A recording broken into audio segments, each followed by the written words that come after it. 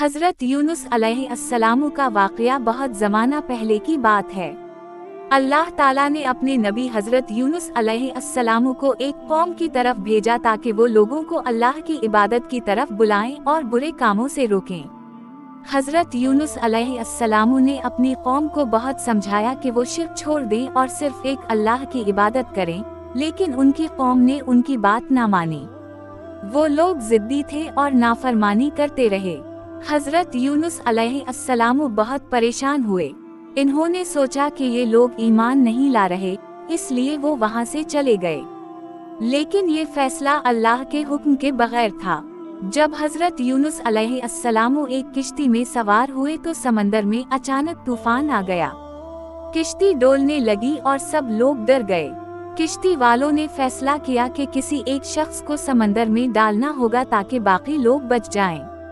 कुरा डाला गया और बार बार हजरत यूनुस अलैहिस्सलाम का नाम आया।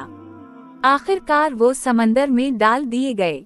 अल्लाह के हुक्म से एक बहुत बड़ी मछली, व्हेल, ने हजरत यूनुस अलैहिस्सलाम को निगल लिया, लेकिन अल्लाह ने इन्हें मछली के पेट में जिंदा रखा।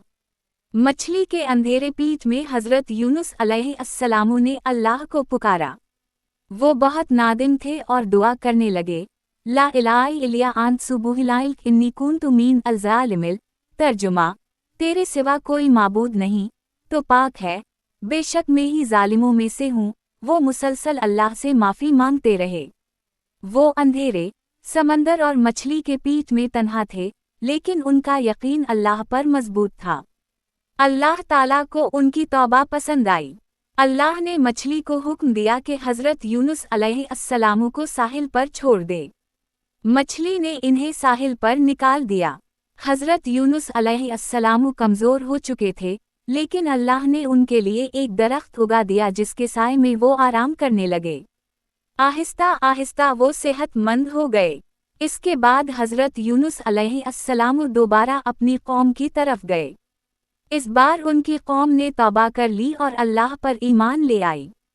सबक: इस वाक़ये से हमें ये सबक मिलता है कि कभी भी अल्लाह की रहमत से मायूस नहीं होना चाहिए। हर हाल में अल्लाह से माफ़ी मांगनी चाहिए। सब्र और दुआ इंसान को मुश्किल से निकाल देते हैं।